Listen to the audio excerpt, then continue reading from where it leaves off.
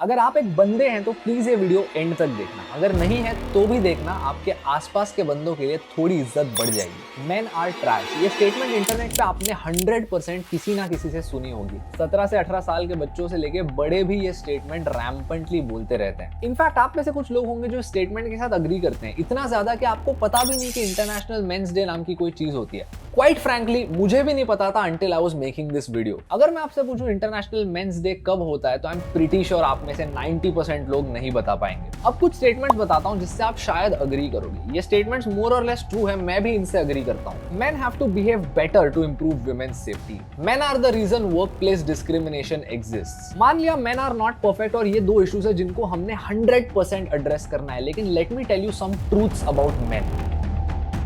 अगर हम यूएसए में 2017 के वर्क प्लेस रिलेटेड डेथ्स को जेंडर वाइज अरेंज करें तो सबसे पहला नंबर मेल्स का आता है। उस साल में 4761 मेल्स मारे गए थे, followed by the second highest gender which was just 386। अगर हम कुछ और रीसेंट डेटा की बात करें तो चलो वर्क प्लेस फेटालिटी रेट की बात करते हैं। पर 1,00,000 मेल्स में 5.7 मेल्स अपने काम पे मारे जाते हैं, followed by the second highest gender which is just 0.6 पर 1 लाख। लेकिन इस डेटा में मेल्स के लिए इतने सारे डिफिकल्टीज क्यों हैं? देखिए यार, अपने आप के आसपास देखिए, आप मुझे बताइए, गटर कौन साफ कर रहा है, प्लम्बिंग का काम कौन कर रहा है, रस्ते पर झाड़ू कौन मार रहा है, ऑटो कौन चला रहा है, टैक्सी कौन चला रहा है, कंस्ट्रक्शन का काम कौन कर रहा है, इस पूरे इंफ्रास्ट्रक्चर को सस्टेन कौन कर पा रहा है। और अगर यही काफी नहीं था तो आप रात को जो चैन की नींद सोते हो, आपके लिए वहां पर बॉर्डर पर कौन खड़ा है? देखिए, मैं पर्सनली एक चीज में बिलीव करता हूं कि एक मर्द को जिंदगी भर जिम्मेदारी उठानी पड़ती है अपने फैमिली के लिए, अपने आसपास के लोगों के लिए। वो अपनी जिंदगी बाकी लोगों के लिए जीता है, यही उसका सबसे बड़ा गिफ्ट भी है और सबसे बड़ा कर्ज भी।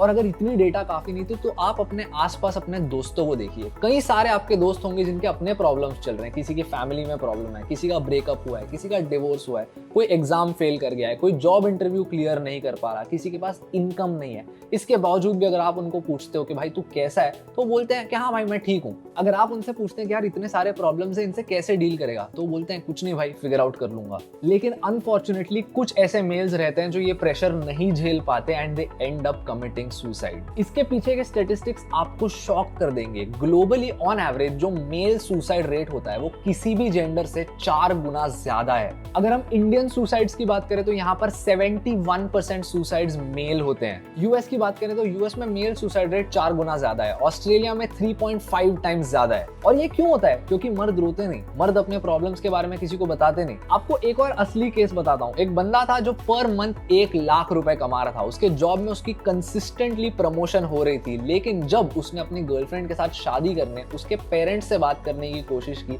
तब उसके फादर ने लिटरली ये कहा कि जब तक तुम्हारे पास अपना खुद का घर नहीं है, मैं तुम्हारी शादी नहीं होने दूंगा। मतलब अपने लाइफ में हर एक चीज सही होने के बाद, इतनी डिसेंट इनकम होने के बाद, इतनी अच्छी प्रोफेशनल लाइफ होने के बाद भी एक एक्स्ट्रा प्रेशर इस बंदे पे आ गया घर खरीदने का।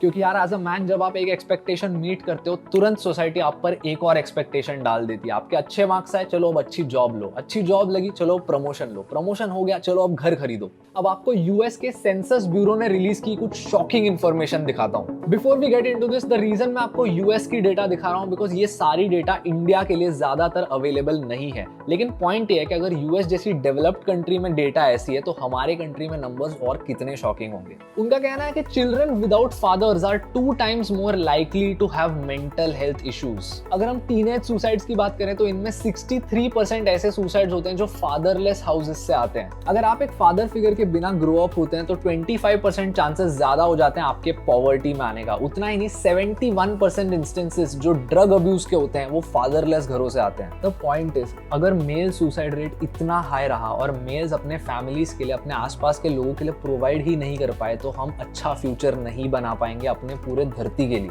इस वीडियो से मैं सिर्फ 2 पॉइंट्स आप तक पहुंचाने की कोशिश कर रहा हूं। सबसे पहला, आपके आसपास जो सारे मर्द हैं उनको रिस्पेक्ट करो, उनको सेलिब्रेट करो फ्रॉम टाइम टू टाइम। वो आपको दिखाते तो नहीं, लेकिन उनको भी इमोशनल सपोर्ट की बहुत ज्यादा जरूरत होती है। एंड नंबर 2, अगर आप एक मेल हो who is going through all this and it feels very heavy, please आपके दोस्तों से बात करो, शायद एक थेरेपिस्ट से बात करो। अगर आपका दोस्त आपके पास ऐसे कोई इश्यूज लेके आता है तो प्लीज उसको मैन अप करने मत कहना, उसकी बात सुनना। क्योंकि सिर्फ एक बात है जो कान खोल के आपने सुननी है, that is if you give up we won't be able to build a better generation, and obviously only you can define masculinity for yourself. Anyway, share this video with someone जिसने ये बात सुननी चाहिए, and if you feel like giving up, please do not hesitate to seek help. And lastly, no, men are not trash, they are kings. Subscribe to the channel.